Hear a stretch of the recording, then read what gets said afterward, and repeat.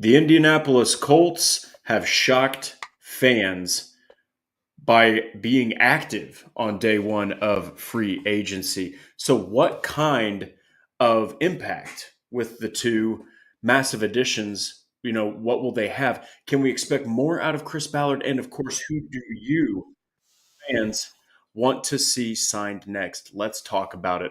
Welcome to the Horseshoe Huddle, presented by SI.com. Sorry, I got a little tongue tied there. Hosted by myself, Drake Wally. I am the deputy editor of the channel and, of course, the co-host of the show. And then right over here is Noah Gebert, fellow analyst on the channel and co-host of the show. Noah, sorry for all the ridiculousness. There was ads popping up, and I was getting distracted. But my goodness, what a wild day for the Indianapolis Colts. They actually did plenty in free agency. Yeah. I think that it's the kind of day where you're like, wow, there's some impact signings here that can really help you out from day one. Yeah, and we're going to dive into each of those specifically, I'm sure. But as we're just on an upper level, that's two signings today that would have taken the place of the most expensive signing in free agency for an external free agent that Chris Ballard has given out, and this is his 9th year. So when you have two guys on the same day that take that crown, the most recent taking the crown away from the first signing, I mean, it's just shocking, right? We kind of got these hints through Chris Ballard and what he was saying after the season ended, specifically that he was going to address the secondary. We kind of got that implication. We got the implication that he was willing to do more to get deals over the finish line. But at the same time, we were all kind of reining in expectations a little bit because we've seen this for 8 years, and we kind of fell back to prior history being what the expectation kind of was. So I'm pretty sure nobody, at least over at Horseshoe Huddle at the site, was willing to fully expect the kind of commitments monetarily that Colts have been putting in this free agency so far. Yeah, and look, I think that this really tells us a lot. This tells us that regardless of if it's an Irsay thing, regardless of if it's a Ballard thing, if it's an Irsay thing, he's over it. He's done. He's finished with not making the playoffs. We saw the tweet not long ago. I remember covering it, and he was talking about how it's completely unacceptable. Or if it's Ballard, you can tell that his job's on the line. You can tell that he's trying to do some completely different things here. But we're going to go ahead and get to a couple of these super chats. So we got Truett with a $2 super chat. Thank you so much. He says, someone needs to check on Ballard. I think someone has either kidnapped him or stole his identity. Blink twice if you're okay. But it's definitely against what Ballard typically does. I was telling Noah, this is not the typical Ballard way. I mean, usually he's not day one out there throwing contracts to people. But you can tell that secondary needed help. Now Lou Anarumo's in town. They're taking this very seriously. So that's good to see. And then, of course, we've got Scotty Colt, the one and only. What a day to be alive. So Logan Schmidt, thank you so much, man. Appreciate it. And then we've got Patrick Rye here, 6 to midnight is how long the show is going to last. And then I want you to get the word out. I want you to, okay, that's very fair. I want you to get the word out that we back up. Hey, you know what? We'll see. That's a couple massive signings. There's still plenty for this team to address. And there's also some guys that left the team. So you're going to have to even if they're not starters or weren't going to be starters, or you have a starter available, somehow, some way you got to replace those guys. But we're just going to go ahead and dive right into it. We have so much to talk about here. So the first one obviously is going to be Charvarius Ward, okay, which was the guy everyone thought the Colts needed to go after. 3 years, $60 million, $35 million guaranteed. Just right out of the gate. What is your gut reaction to this one? We're just going to have to do gut reactions to everything. Yeah, I mean, we've got so much to go over. We're going to have to – we'll have plenty of time throughout the offseason to get into more in-depth thoughts about these guys individually. But, just gut reaction seeing that one. It was kind of clear that he was like the obvious – who should have been an obvious target in terms of positional need and the way they'll fit the scheme. We kind of went over the cornerback depth chart in the past couple of weeks, going over Juju Brents and Jalen Jones and Sam Womack, and how Lou Anarumo's corners are big, physical, and fast, and really nobody in that group hit all three of those marks. Charvarius Ward, obviously a top name at corner on the free agency market, hits all three of those marks. Was kind of up in the air whether we were going to shell out the cash for what it would take to get a guy like Charvarius Ward. Obviously, that number one at his position group in free agency. Not something you see the Colts really do in Chris Ballard's tenure. So yeah, one, a little bit shocked, but makes a ton of sense. Immediately makes this team better. Immediately slots into CB1 on the depth chart, right? So you've got Kenny Moore in the slot, but then when it comes to the outside, Charvarius Ward's immediately impact starter day one. Then you've got Jalen Jones and Sam Womack probably fighting for that other outside corner spot with probably the advantage going to Jalen Jones in that sense. And then Juju Brent's just kind of a wild card at this point to go into training camp as cornerback 4 and nothing more than that, and just kind of prove you can stay healthy and prove you can contribute. And if he does, then that's just a plus in the cornerback room, and not something that should be expected. But I think you still feel you feel way better about the secondary group, even without the safety signing we'll get into later. Upgrading that cornerback room and getting some more pieces to play with. Now you're not one injury away from a street free agent as taking significant snaps like you were with Sam Womack last year. Just a little bit more security and a little more top-end talent at the rim. Yeah, and real quick, stats Matt here.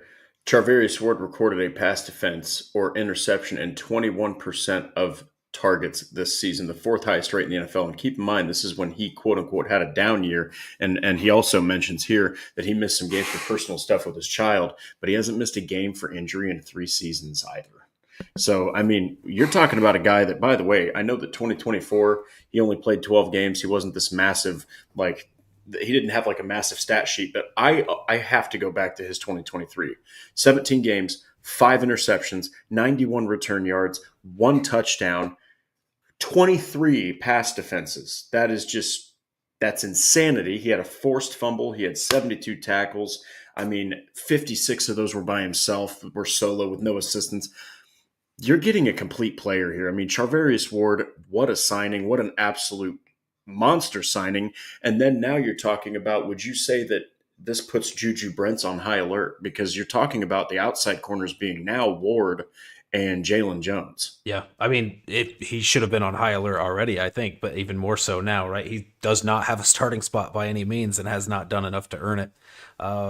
So yeah, if you want significant playing time, you're going to have to prove that you're going to stay healthy, which has been obviously the biggest obstacle for him up to this point in his career. And then 2, you just have to flat out be better than Jalen Jones, which he hasn't been to this point either when he's been on the field. So yeah, just 2 big hurdles that he's got to overcome to see any significant playing time in the defense next year. Well, it's harsh, but this is how you do it. This is how you get the best out of Juju Brents, is by bringing in some, not just competition, but a guy who's going to start over, and now he's got to climb his way back into it. But so many comments, guys. Thank you so much. We do have to get along here.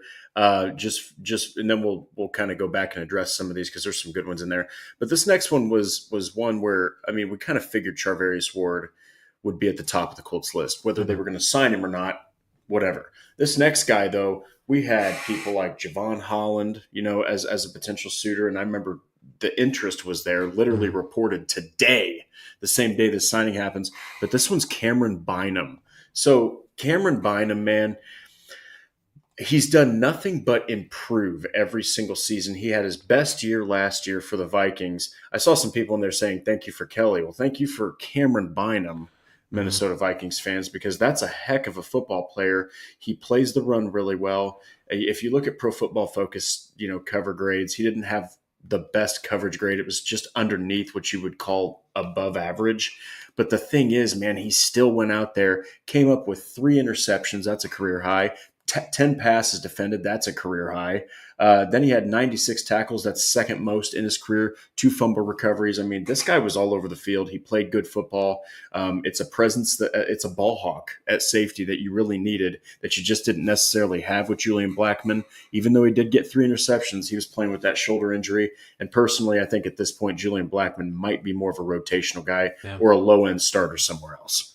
Yeah, I think Cam Bynum, funnily enough, I do think has a similar skill set to what Julian Blackmon offered you at his peak with the Colts, where he's going to be kind of that cerebral guy in center field who can be a little more versatile, can be used sometimes in the slot and strong safety. You can move him around in that back end, but can play that deep safety role, which I imagine he'll be playing predominantly here next season, at least. But yeah, a ball hawk, a good tackler, like Julian Blackmon always was until this last season with that shoulder injury.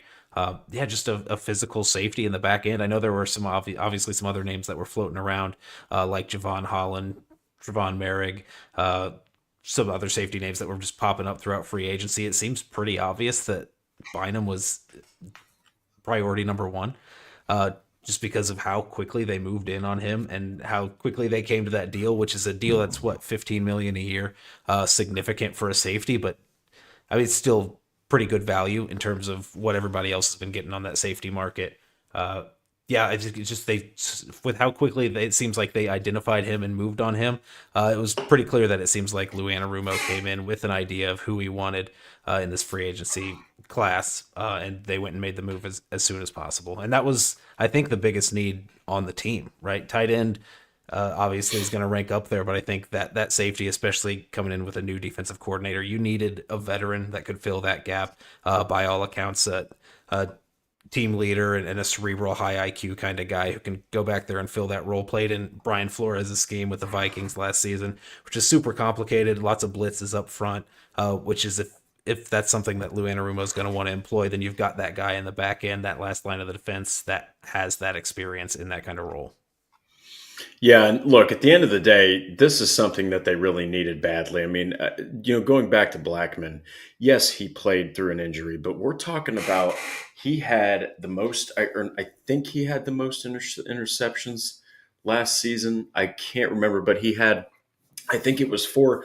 By all accounts, he was playing Mm-hmm. a good season. But the Colts, I think they were really worried about his shoulder, and he had a shoulder injury at the end of that season, and then they were just worried about his injury history. They Yeah. let him go out there and test the market. People were losing themselves over that, and Chris Ballard, in a rare moment, nailed it. I mean, the guy ended up signing like a 1 year, 3.75 or some odd $1 million deal. This guy right here absolutely takes you over the top as far as safety. And we mentioned he's a veteran. Dude's only 26, but Yep. he's got enough experience in the NFL where he's going to be able to slot right into Anarumo's scheme. You're not going to have to like worry about rookie growing pains. You got yourself a guy, same thing with Charvarius Ward, only with more experience. But this is an interesting one from Stats Matt. So 2024 for Bynum.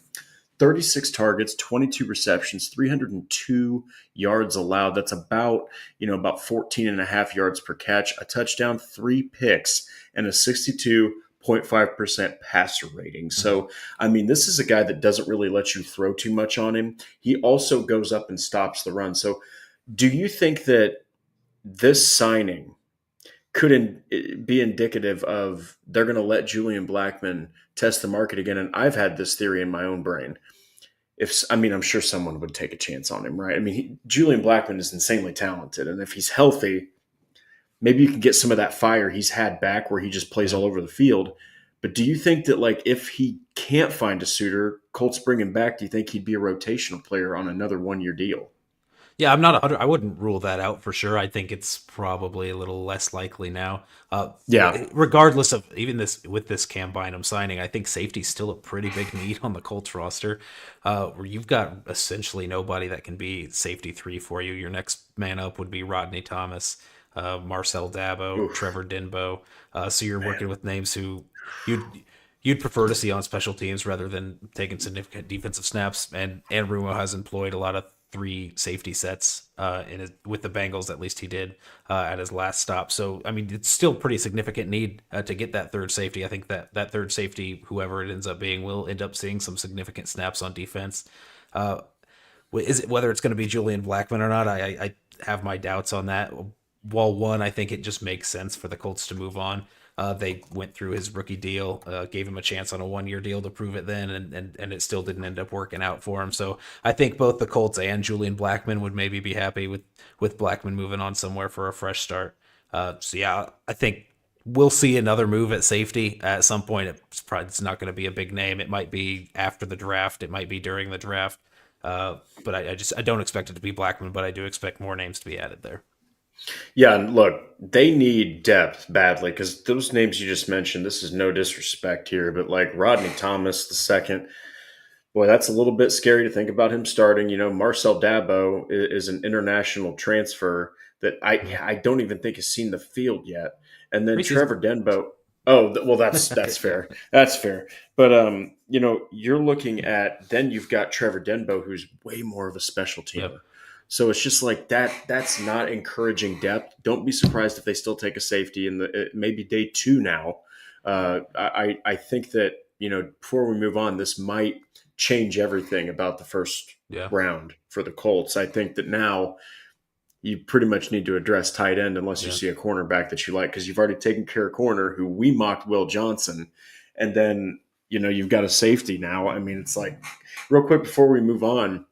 What do you think they're going to do as far as the draft? They took care with Charvarius Ward, the corner, and they took care of the safety position with Cam Bynum. Yeah. Do you think that this is pretty much Tyler Warren or Colston Loveland's season? I don't necessarily think so. I think this kind of tees up to one extra point I wanted to add to the safety group before we moved on. Is we mentioned those Sure. guys that are behind Cam Bynum and Nick Cross at the position, and how that's pretty lackluster. But also Nick Cross is on a 1 year, has 1 year left on his deal. He's in a contract year this upcoming season, and for a guy who throughout the first 3 seasons of his rookie deal largely disappointed, or at least in the first two definitely disappointed, and then just had that 1 year where he kind of turned it around this past season. If that's something that we don't see follow into 2025 and he kind of regresses from what he was this past season, then that's a guy I think they wouldn't have many issues moving on from. So I think you would need a plan at your strong safety spot at some point after that. So I mean, taking somebody day two, I mean, even if there's somebody that you're super excited about day one, I think we mentioned that when we did our mock and we had Malachi Starks there, we considered Nick Emenwari there in the first round, just for fun. I mean, that's a name that could slide into that strong safety spot. Then you've got 3 safeties who can play significant time, and if you decide to move on from Nick Cross, then you've got your ready-made starter there. So I don't think this necessarily takes them out of the running for any safeties at the top end of the draft. Yeah, and I like what you mentioned there. I mean, Nick Cross, he needs to. I think personally to get a new contract because if I'm having a brain fart here, but isn't the 5th-year option reserved for first and second rounders? Just first rounders. So yeah, or just first rounders. Yeah, so you're talking about a third rounder here. So I mean, yes, he played great last season, but that first year was not ready. Now, was that on the Colts? Was that on him? Probably a little combination of both. But then you're talking about year 2. He was kind of like on a short leash out there, made plays, and he ascended into full-blown starter mode. Okay, so maybe you're going to see another uptick, and if you do, fantastic. Okay, but then you've also got yourself another guy that could rotate in, that could learn from a guy like Cam Bynum. So that's an interesting take because a lot of people now are going to say that it's tight end season for the Colts. But couple comments here. So Emin Warrior would be a great cover linebacker in a rotation. That's not a lie at all. Any question of us going to tight end in the first round has probably been squished today. I mean, maybe. Kind of like Noah said, I mean, you just never know. You never know what's going to happen. They might choose to go defense because they do still need more defensively. But we're going to have to see. I think this next one was a question that we had. It was so murky, so ambiguous, this guy. But, of course, what they did with Braden Smith is it hasn't been revealed the exact numbers. I'm assuming that'll probably be tomorrow. But we were like, what's this guy going to do with his injuries? What's this guy going to do with his personal matter? At the end of the day, you still had a solid right tackle here. And he's been, let me see here. He's been in the NFL since 2018. He has no Pro Bowls. But here's the problem is, let's see, 6, 7, 14, 19 games he's missed since 2021 with 5 coming last year, 7 coming the previous year.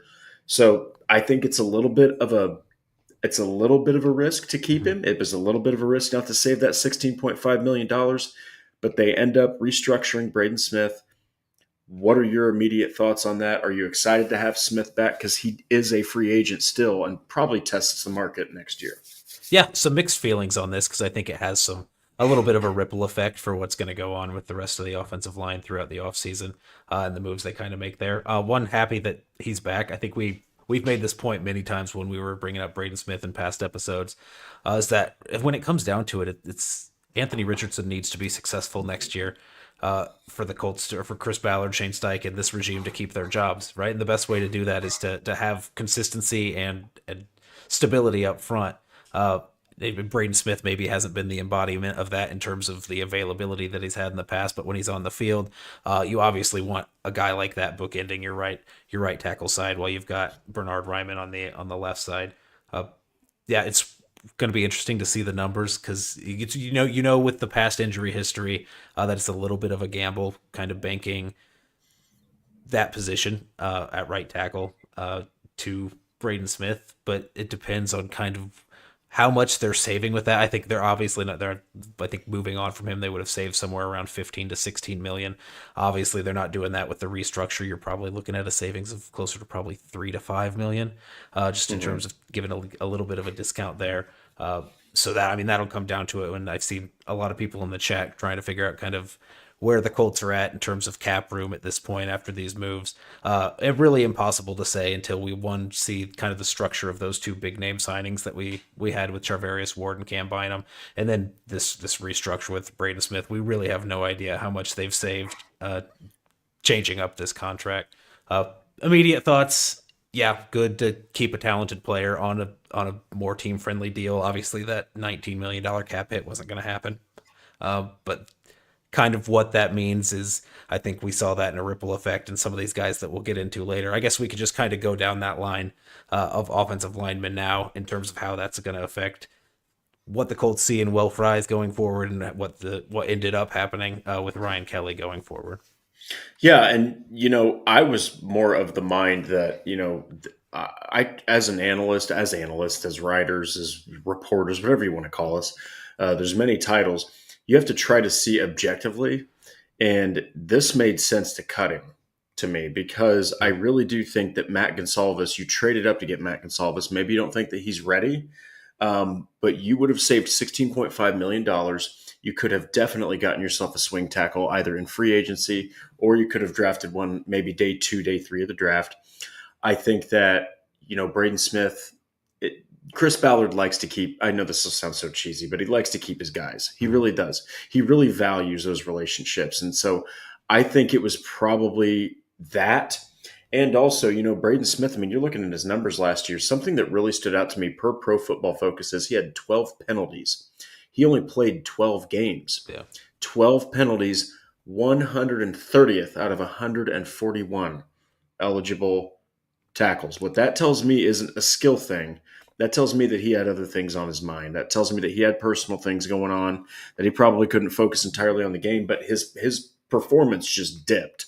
So personal matter or not, this is a money thing. I think they could have done more with it. But look, if Braden Smith can come back to football, have the mind right, be focused, and not be injured so often, he's at times looked great. Okay, so I think that if he can return to that, then it's an absolute home run hit, to restructure and retain him. Because otherwise, it'd be one of those things where you see him go somewhere else, plays all 17 games, gets a freaking Pro Bowl. So, but we'll go ahead and get to this chat from Paul Wilson. I'm not a free agent or draft expert, but this is the Ballard we have been waiting to see. Irsay wants to win. It's both of those things. In short, just to kind of like hack it out real quick, Irsay put out a post not long ago that he was upset. Ballard at the end of the year, he gave you all the Ballardy stuff like, we do like our guys. We have to do this. This guy's got a lot of potential. He has to learn. But we also heard things like he hasn't proven he can play 17 games. We heard things like the tight end room needs work. He said things that we heard like, the cornerback room, the secondary, it just has to be better. So, I mean, I think that you got a guy who's tired of seeing he's tired of seeing his team lose in Irsay, and Ballard knows his seat's hot. This is it for him. He's got to do something, and he's definitely had a great start. But the next one we got to get to, let's see here. Okay, so this next one is one that I think everyone expected. You're talking about a guy that has brought a lot of tenacity to the Colts defensive line. He's at times looked dominant. I mean, there's a reason he got the contract he got, and that's Dayo Odeyingbo. Okay, I wasn't even in the slightest surprised to see this. I thought he was going to get more like 18 million, actually. Yeah. Maybe, dare I say, like 19.5. Like the way that Tom Pelissero said it, it's like, I mean, he got the low end of that, but he said between 16 and $20 million. Then the Bears go out and get Grady Jarrett, for God's sake. Yeah. So, I mean, that is a team that is not freaking messing around when it comes to getting to the QB. What were your thoughts on this? What kind of impact do you think this has? And does this potentially light a fire under Ballard to go get Trey Hendrickson? Yeah, so they're definitely investing a lot in terms of the Bears, just investing a lot on the defensive line. Grady Jarrett, I don't think is the player that he was even a couple years ago. I think the fall That's off fair. has been pretty steady. So surprising the amount of money they gave to Grady Jarrett. Maybe not as surprising because just internally, at just covering the Colts, we've kind of been expecting this number and seen this number thrown out for Odeyingbo in terms of what he would command. So this number is not as surprising, but still, I mean, that's a high number. That's a number that Colts obviously weren't willing to pay. And I mean, when you take into factor opportunity cost, you're paying Dayo Odeyingbo 16 million, or do you want Cam Bynum for 15 million? Obviously, Cam Bynum was the priority there with the hole that was at safety and the need that was just positionally on the Colts defense. I mean, you just weren't going to keep him at that number. Just to be frank, just going forward, I know that what the future of the defensive end position looks like for the Colts is a little bit cloudy because you've got Ebukam and Tyquan Lewis are both 30 years old on a contract year. Kwity Paye's on a contract year, and then you've got really, I guess Isaiah Land I think might have 1 or 2 years left on a small deal, and then it's Latu, right? So it's cloudy beyond this upcoming season, but you still, I think, with the needs that were currently on the roster and the need to improve and make an impact in this upcoming season and show immediate results, I don't think you could afford to give 16 million to essentially who would be, I mean, maybe defensive end 4 on your team in terms of rotational snaps. I happy for Dio. Hope he gets a bigger role over there. That's expanded a little bit in Chicago. But yeah, I think it just made too much sense to move on and allocate that money that ended up getting paid to Dio and taking that and allocating it somewhere else, like Charvarius Ward and Cam Bynum. Yeah, and the thing about Dio is I understand, like last season, everyone was really excited about his 2023, right? He had eight sacks, 38 tackles, 9 for loss. All of those still remain career highs. I think he had, dear God, he had 17 quarterback hits, and now he also had that this season. But of Mm-hmm. course, people like to, and I don't mean people as in like just fans, but they're sometimes I catch myself box score watching. You look at his stat line. I mean, okay, 3 sacks, yippee, 1 fumble recovery, 2 fumbles forced. Oh boy. The thing is, though, he led the Indianapolis Colts in quarterback pressures. He had 42, which is not that many. Okay, that's not that impressive. But for a guy that didn't get on the field, I mean, he only played 746 snaps. So, I mean, you expand that role a little bit. You got a guy that might be able to put consistent pressure on the quarterback. That's basically 1 pressure every like 18, 19 snaps, which is okay. That's okay for a guy that's a rotational dude. Mm-hmm. But the thing about Dio that really sticks out, good and bad, that the Colts are going to lose. One thing is good, and the other is bad for Dio or for the Bears and for the Colts. They're only reversed. But he is a powerhouse. He'll come off that line and he will just shove guys to the ground. He is so unbelievably powerful. I mean, you're talking about a dude that literally by Morocco Brown was called Hurricane Dio. Okay, so this is a guy that is no joke. He's straight line. He even has good hand speed, so he can be deceptive and get around you. But it's really that absolute bull rushing power that the Colts are going to miss, where he just ruins sides of offensive lines. But what he was not good at really was run defense. Dio was not a good run defender. All that strength, all that brawn, all that power could not plant himself like a stake and just move a defender so he could make that tackle. Kwity Paye and Samson Ebukam are 2 guys that do that really well. So we'll have to see. Maybe they're confident in Samson Ebukam's medicals. But yeah, I think real quick, do you think that now that Dayo Odeyingbo is probably going to have an increased role, do you think that he's going to eclipse 8 sacks? Sacks are so finicky. 8 honestly is a pretty big number, right? It is. I don't think the Bears are really expecting him to. I think 8 would be right around the number that they would probably be happy with at that price point. If you're expecting double-digit sacks, you're paying more than 16 million a year for an edge rusher. Just to be honest, like you'd be paying somewhere in the 20s for something like that. So I do think they expect him to come in and be a rotational edge, maybe low end edge 2, high end edge 3 kind of guy, which I think he could have filled the same role for the Colts. Just financially wasn't in the cards. Yeah, and at the end of the day, it's one of those things where I think that this was a fiscal thing, right? If Dio had been asking for like, or if his market value, or even he was willing to take a pay cut to be with the Hmm. Colts, I think they would have been like, oh my god, yes. But 16 million, too rich. I'll be honest, and I'll leave it at this. He's got incredible upside, right? That is a rich contract to pay somebody Yeah, that is coming off of a team as mostly a rotational defender. yeah. That just seems rich to me. Maybe I'm wrong. Maybe Dio goes out there and absolutely wrecks people. Judging by how the Colts usually do things, they go with caution. So I think that they made the right choice here. But yeah, so this is a really good one. An NFL nerd. Now that I got a camera that is showing more of my space, I'm going to have to put two jerseys up there for you. But putting Dio money into the secondary was the right move. Yeah. Absolutely agree. So now we got to get to the next one here. We got three more before we get to absolutely no news and rumors because we're giving them to you right here, right now.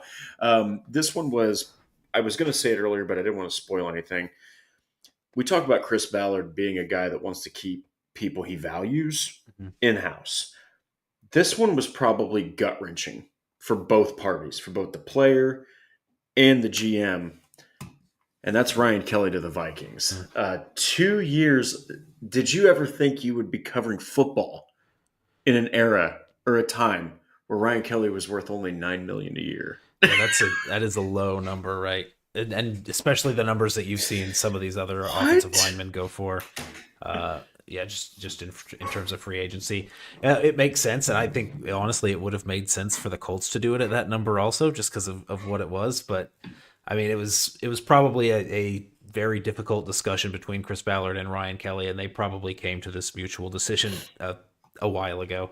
That it was probably best for him to explore what his other options were in free agency, and the Colts probably weren't willing to match a number that was at least this high, obviously, just because of the situation they're in, the resources they've allocated into the offensive line, and a guy like Tanner Bortolini ready in the wings to kind of take over that role. Uh, yeah, I think great value get for the Vikings. You get a guy immediately who can come in if they're planning on starting JJ McCarthy, by which all accounts it seems like they are, getting that good veteran center that can kind of take over those pass protection calls at the line of scrimmage and kind of lessen the load for a young quarterback. I think that's awesome for the Vikings. We mentioned this, I think, many episodes ago when we were talking about impending free agents. We were talking about how Ryan Kelly, I was excited for him to go somewhere else. I wanted to see him continue his career. I knew it wasn't going to be with the Colts, or assumed it wasn't going to be with the Colts. But I wanted to see him play somewhere else and not hang it up. So I'm excited to get the opportunity to watch Ryan Kelly in a new situation. Well, and it's one of those things that it's a difficult decision. But if, let's say, the Colts in a different world, they had drafted a different position in round 4. Mm-hmm. Okay, they didn't get Bortolini. You'd be crazy to not keep Ryan Kelly. You know what I mean? Like, you'd be insane to not keep Ryan Kelly. But look, or if Bortolini went out there and he sucked last year in the time that, by the way, Ryan Kelly his play has dipped a little bit, not like straight to the freaking center of the earth, but he's also been injured, kind of similar to Braden Smith. I think it was a neck injury that really derailed his season last year. But I mean, Bortolini went out there and showed that his athleticism and his quick feet are actually something that you can believe in, right? And now you can have him and Richardson grow a little bit.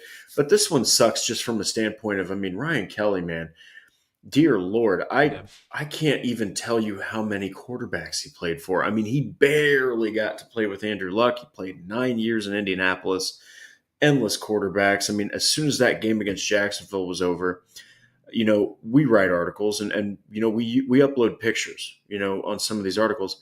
And there are so many of Ryan Kelly tearing up. You could tell it really, really hurt the guy. But one of the things that I did want to highlight here is Josh Parker does mention, Kelly was gone regardless. That's very fair. So the contract really doesn't matter, but it's just never easy to let go of a guy. Because look, in the NFL, it's not often you keep a guy for 5 years, right? On the same team. It's not often you keep him for 7 years. Almost a decade. That's pretty rare. So I think that the Colts made it aware of how much they valued Ryan Kelly. But you're not wrong, Joss. I mean, it was written on the wall, I think, when Bortolini was drafted and then when he played well. Mhm. But this is one I had to highlight. They stole Kelly. If Kelly stays healthy, he's better than most centers in the NFL. All right, now is he top 10? Maybe even top 16 anymore? Maybe not. But dude, 9 million a year for a guy that's a four-time Pro Bowler and he won three of those in a row, 2019, 20, and 21. They stole him. That's such a dirt cheap contract. When I saw Noah put that in our notes, I could not believe it because I was so busy today covering other stuff that happened in free agency. I didn't even get a chance to see some of these deals, but that is absolutely crazy. So yeah, this one for Ryan Kelly. It's good to end his career, I think, on a team like the Vikings. We'll have to see what they do with the quarterback situation. It's probably going to, like you said, be J.J. McCarthy, Aaron Jones. I think he did re-sign with the Vikings, so you're keeping him. But like, did you get Justin Jefferson here? You get a guy like Ryan Kelly that's going to be able to make, like you said, all the calls at the line because the center is the general of the offensive line. So the next one that we're going to talk about is a couple of competition quarterbacks that are now off the board. Now, Anthony Richardson, okay, absolute wild card. I didn't think that we'd be saying that when he was drafted, but massive wild card here. We've heard Daniel Jones is linked to the Colts. We've heard that the Vikings and the Vikings and Colts are like the closest to getting Daniel Jones. But this one right here is the QB carousel. Now, it was Sam Darnold. We'll start with that one. Sam Darnold to the Seahawks. I'm not going to lie. I was pretty surprised by that one. I don't know Mhm. why I was. Geno Smith goes over to the Raiders. Of course, he follows Pete Carroll, who helped revitalize his career. That one made sense. This one to me was interesting. I personally thought I thought it would be funny if the Jets, took him back. But the thing is, I think that it's a little different now that you don't have DK Metcalf. Mhm. It takes that massive free agent option off the board for the Colts. Does this really affect Indianapolis by not getting a guy like Darnold? Because I remember people that said that was picking up steam, and I said if he gets signed to the Colts, you're telling Anthony Richardson he's a backup quarterback. Yeah. Yeah. I think that was the big thing. I think you're not signing Sam Darnold like what was the 35-ish million a year. You don't pay somebody that much to be competition for your other quarterback. So that I think a lot of Colts fans were still kind of holding out hope because he obviously was the best free agent quarterback available at that point. But still, I think that's going to be too rich for the Colts blood. I think you could still get some value a little bit lower. So I think this is maybe less so impacting the Colts in terms of they were in the running for Sam Darnold because they weren't, but more so that this is the first domino that fell in a series of dominoes that's ultimately going to lead to one of the quarterbacks ending up on the Colts. So there's obviously some more to fall. I think I'll just run off. I have two written down. I'll just name off the rest of them that I remember. That's Darnold to Seattle. Justin Fields, who was another popular option for a lot of Colts fans, headed to the New York Jets. Kenny Pickett got traded to the Browns to compete for a starting job, so maybe that spot's taken up there. Zach Wilson to the Dolphins, I think for $6 million a year, was a name we floated out as a former first rounder. Yikes. Who else we got? Oh, we have another one. Jimmy Garoppolo stayed with the Rams Oh at around yeah, 11 million a year, which yeah. I think is a pretty good barometer for like what the Colts might end up paying for their open competition at quarterback is going to probably be that 10 to 12 million dollar range. Uh, Obviously, yeah, Daniel Jones seems like the next big domino to fall in that quarterback situation to try to figure out where everyone's going. I think, yeah, by all reports, it's the Vikings, whether he'd go back there and compete either with J.J. McCarthy with the Vikings, which seems like it's more outright a backup role than it would be here with the Colts. I think the Colts maybe would be a more clear opportunity to playing time. Hmm. But I don't know what he values. Like he spent a couple months with the Vikings last season, so obviously he might prefer that just based on how his experience was last season. Yeah, but then you've got other names. Yeah, who else? Who do we see put that up? Paul Wilson in the chat putting up names. Jacoby Brissett, Gardner Minshew, Jameis Winston. These are all names. They're going to fall somewhere. Like there's 5 or 6 teams that are still probably looking for quarterbacks in this market. Some of these quarterbacks are going to be left without a team. But the Colts are going to have to get one of them, right? Because they've openly declared that this is an open competition. Maybe they end up not getting the guy they want, which seems like by all accounts it's Daniel Jones at this point as their plan A, and they pivot to the draft, and they don't end up getting one of these free agency guys. But yeah, I mean, just it's the carousel. There's a lot of dominoes to watch. It seems like Daniel Jones is by all accounts the big one to watch right now. Yeah, and the thing about Daniel Jones is like, yeah, he was pretty rough at New York, but that year when Brian Dable got them to the playoffs and he won a playoff game, you saw a glimpse of what he can do. Now, Darnold to Seattle, you're kind of like, okay, that kind of sort of makes sense, right? What did you think when Justin Fields got signed to the Jets? Yeah, I thought that was a similar situation with Darnold, where Justin Fields is obviously going to be brought in to be competition, but he was around 20, 21 million a year. Which, Hell of a payday still. Yeah, the Colts have plenty of cap room to kind of navigate, but you don't want to spend. Ideally, you don't want to spend 21 million on a guy that you don't even know is going to win the starting job or not. Yes. And what they came into the day with, right around 41 million before that Braden Smith restructure. That 10 to 12 million range seems kind of like that sweet spot of like the most you can swallow, trying to pay for a guy that you don't really want to have to see the field. But I still think the position's super important. Even if Anthony Richardson goes lights out next season, he's playing really well. If he misses any time, you're going to have somebody to keep the ship afloat, or succeed in games to make the playoffs. And I think playoffs is ultimately the result that's going to be needed for the regime to end up staying for a 10th season. So, I mean, it's clear that Chris Ballard thinks that getting through 17 games with Anthony Richardson as the starter is an uphill battle and probably not likely. It hasn't been proven to this point. It's clear that they're prioritizing a quarterback to get in here. So that quarterback that you bring in, you have to be able to rely on to get wins in order to save your job, just as much as you're relying on Anthony Richardson to get wins to save your job. So it makes sense that they're not going for that low end kind of backup. Maybe that Marcus Mariota, as much as I don't want to put down Marcus Mariota because I am a fan of his. Like, that's a pretty low end in terms of backup. That's not an open competition. That would be like your guy that would maybe go 500 if you don't have him on the field. But I think the Colts want upside of more than that. Yeah, and so we just got breaking news here. Ashton Dulin is signing a 2-year deal worth up to $8.5 million to return to the Indianapolis Colts. Okay. So Ashton Dulin has officially retained the Colts have officially retained Ashton Dulin, but now we could talk about how we could talk about that. So Ashton Dulin is way more of the special teams variety.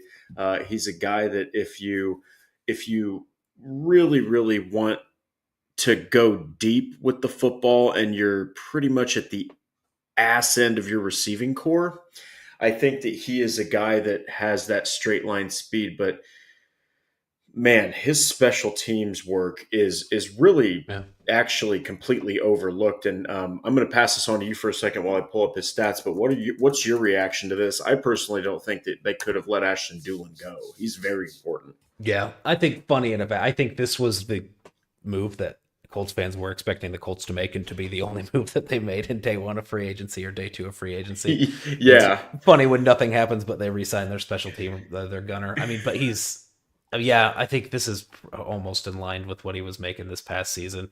He didn't disappoint last season in terms of production.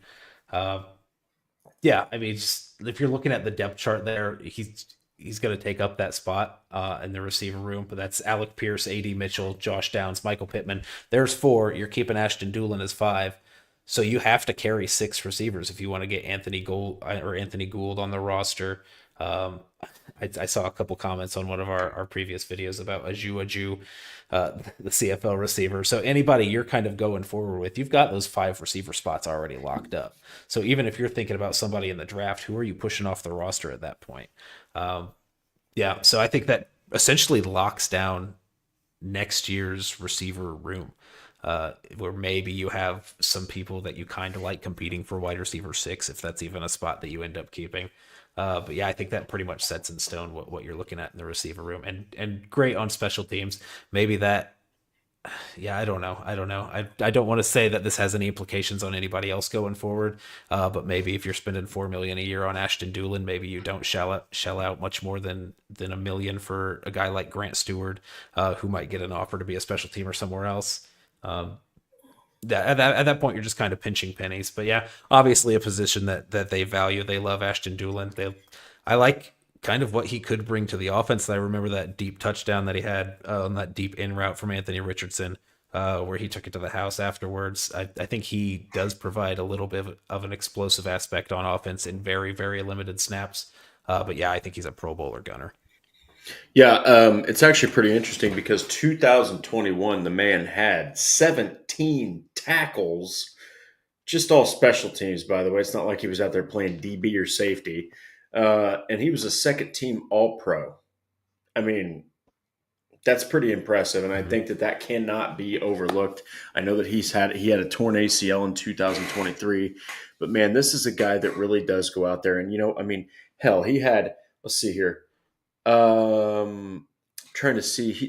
And he's also returned kicks and punts. So he's got multiple facets. He's a wide receiver. He's a gunner on defense for the special teams, and then if you need him to, he can fill in there and return punts and kicks. So this is a good one. This is a good one right here.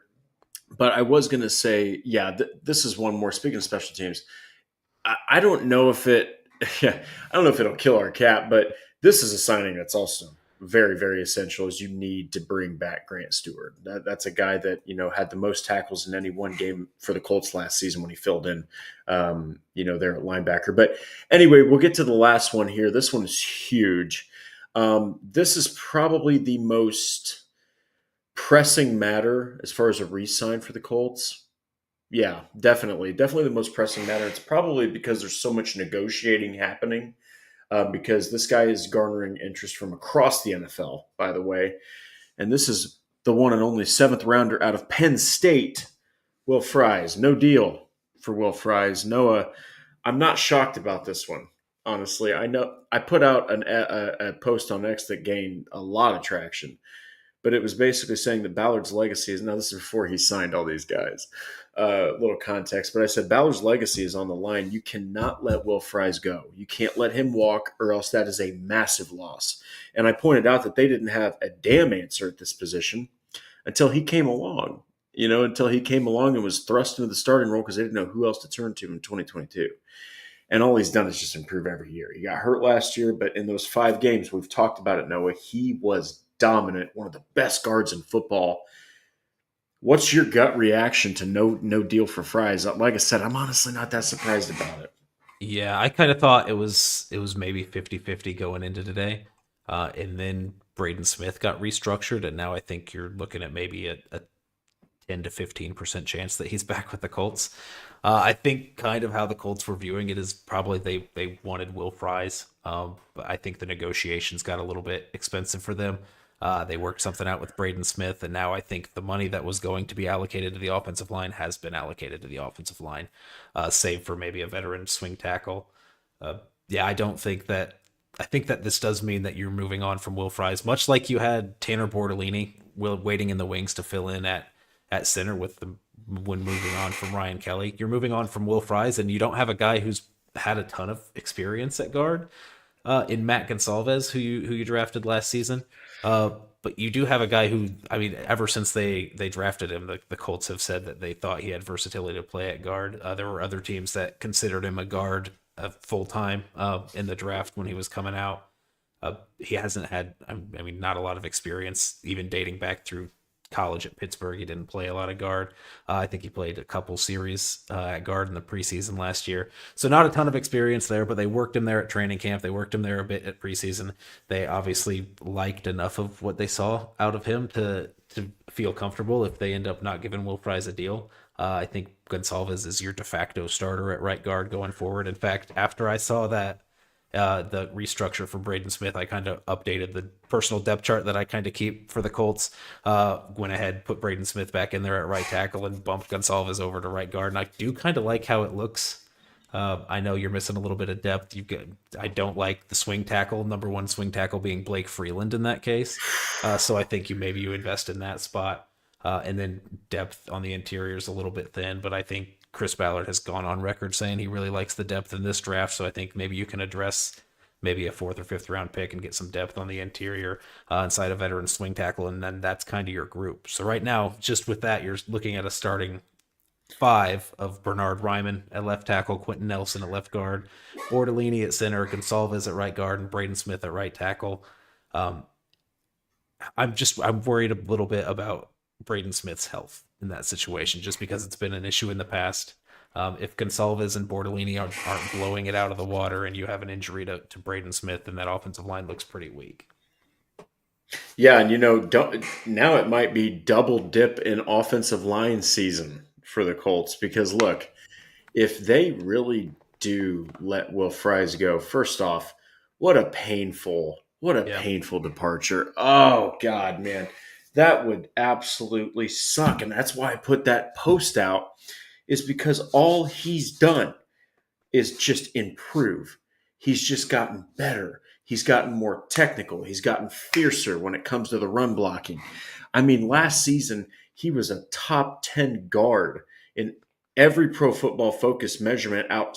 I think it was overall and run blocking. Pass blocking, he was top 20. I mean, so this is a guy that's a seventh rounder. You got him for dirt cheap. He's probably, I think on Spotrac it was like a market value, and they can be absolutely way off on their market value. But most of the time it's kind of within that range. I think they had Charvarius Ward at like 19 to 21 million or something like that, and he hit right on 20 million on the dot. They had Will Fries at like 14, 15. That's going to be higher. I think that especially with Zach Martin retiring, you got a team like the Dallas Cowboys that might be looking at him. A team like the Bears that need more for Caleb Williams. God forbid a team like the Texans that just traded Laramie Tunsil. They said they have a plan in place. Okay.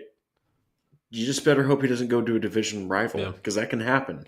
I mean, look, these are guys that are trying to supply for themselves, their families, and their friends, and their parents trying to buy them homes and stuff. They're going to go where the money's at. Look at Myles Garrett. He said, "I don't want any part of Cleveland." They were like, "We're shutting the door on you." They got a deal done, didn't they? So it's all about that. It's all about that cheese. And I will say that if you do slot Matt Gonsalves inside, it couldn't be the worst thing, but do you think that this indicates like a first round selection for the Colts, picking maybe an Armand Membu and then turning around to day 2, selecting a tight end?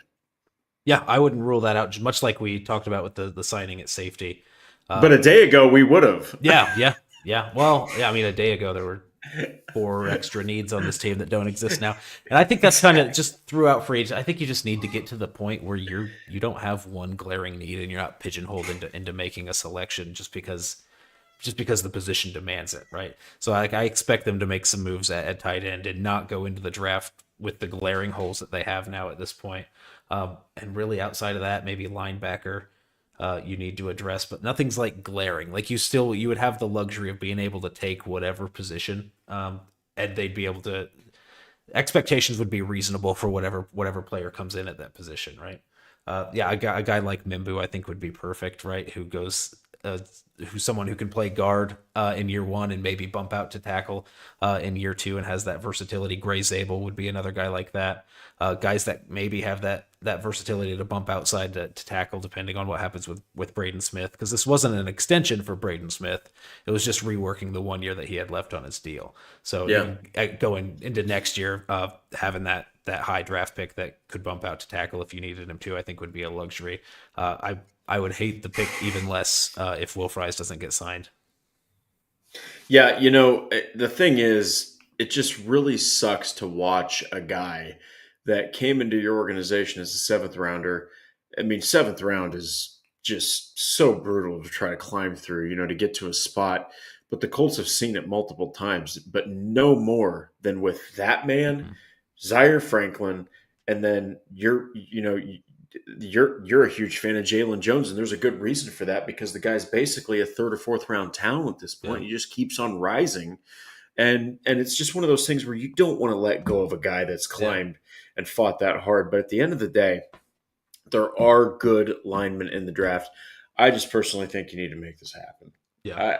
I It think they need to make it happen. it sucks when you were right on Will Fries. He fell to the 7th round. Everybody passed on him. You took the chance. You were right. He turned out to be a good starter.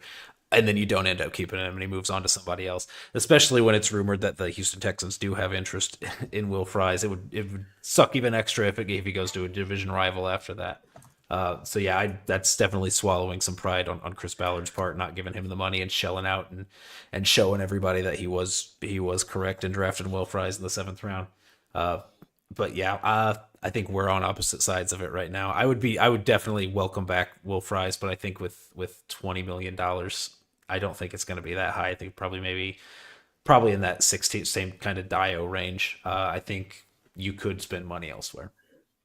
Yeah, and real quick, we've got some comments going on. So Nathan Comanche said that go get Greenlaw. The defense jumps to top five. I don't know about top five, but the sad part is, Nathan, he actually did go to the Denver Broncos on a 3-year, $35 million contract. So that During the was a show, name. so that's fine. Yeah, so What it's like happens when we that. go live. That was a name that I really wanted the Colts to try to go after as Mhm. far as linebacker, but that just screams draft now.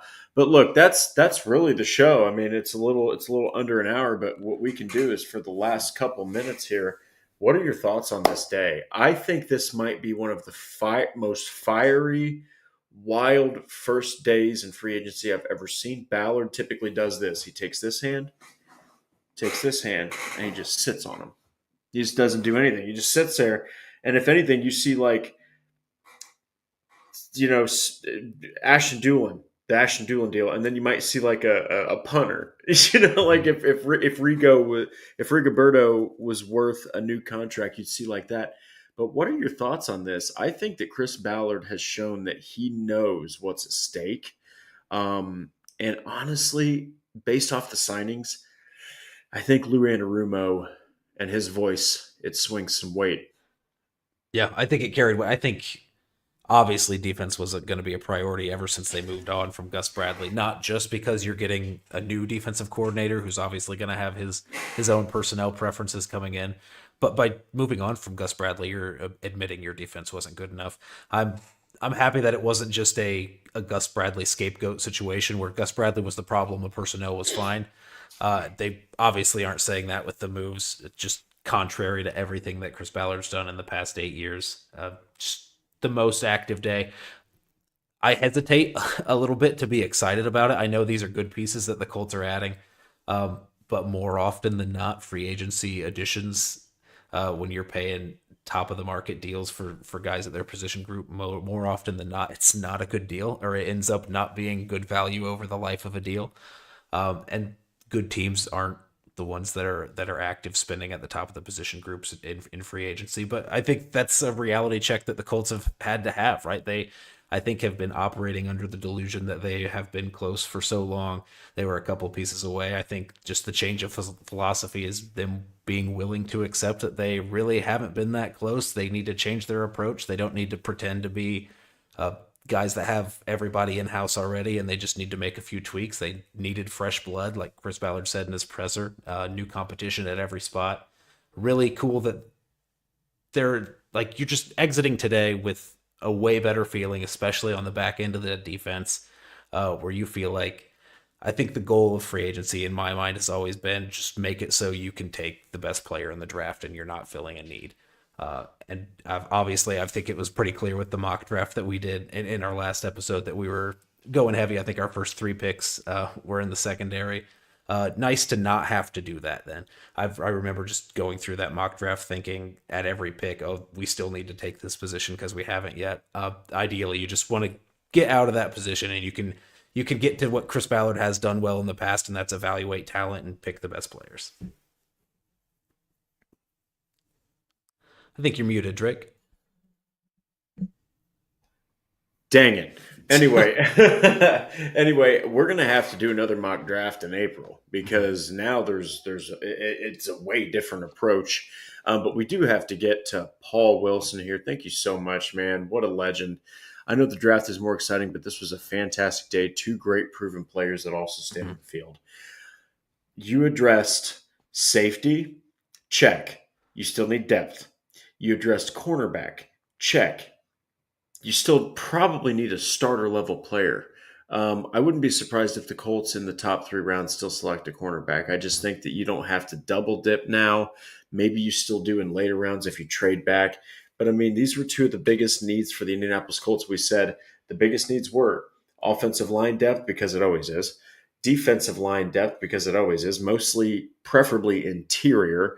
And then you're talking about, these are in reverse really, linebacker, but the most pressing need was tight end, safety, and cornerback. Well, boom, you knock 2 of those out. Now you just need a tight end. They are drafting a tight end. I'd be shocked if they didn't draft a tight end.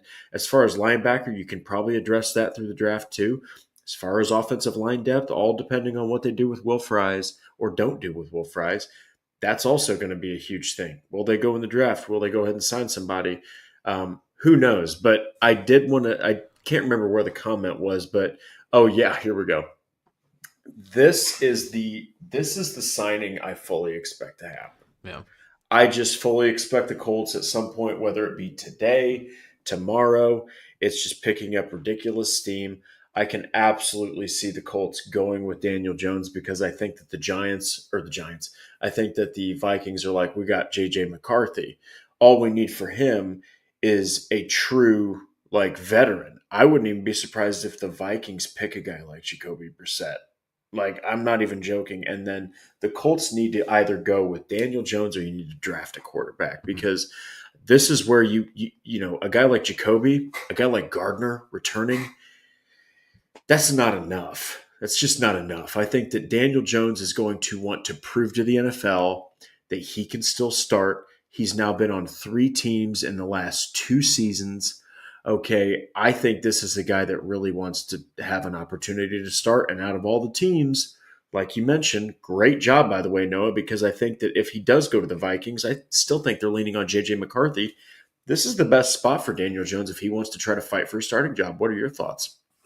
Yeah, I think there's some other people other teams. I think the Browns before that Kenny Pickett trade would have been a really good option for him to get starting reps. I think before the Sam Darnold signing, that would have been good in Seattle to get starting reps. I think this kind of seems like the most obvious place. I mean, there's teams that are picking high in the draft that might be able to get quarterbacks, but the Colts aren't going to do that. So I think you just go into you would sign with the Colts with a little bit of security, knowing that the 2 guys that you're going to be, or the guy you're going to be competing with is on the roster. It's going to be you 2. You just have to beat him out. Yeah. Well, hey, you know what, guys? That's our show, and I think that we're probably going to have more stuff for you. I can't even.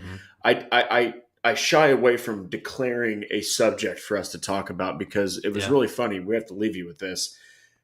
Right at the start of the day, you barely get anything, right? You're like, what are the Colts going to do? They restructure Braden Smith, and then you get Camryn Bynum, then you get Charvarius Ward, then you get Dayo going, and Ryan Kelly going, and Ashton Dulin gets signed, and Holy Toledo.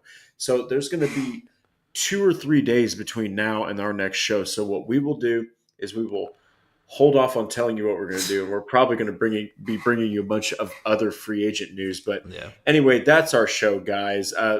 Thank you so much, everyone. Thank you to all of the super chats. I have to highlight them. Logan Schmidt, a.k.a. Scotty Colt, Patrick Rye, the CFO of the channel, Yim, Paul Wilson, and then Paul Wilson for a second time. So thank you so much, guys. Don't forget to like the Horseshoe Huddle on Facebook. Follow Indianapolis Colts on SI. On X, it's at Colts on SI. And then, of course, IndianapolisColtsOnSI.com. Subscribe to the Horseshoe Huddle on YouTube. And do not forget to click that bell for the notifications when we have to go live with breaking news, or I go live, or Noah goes live, or we have just a whole slew of things to talk about because free agency is happening.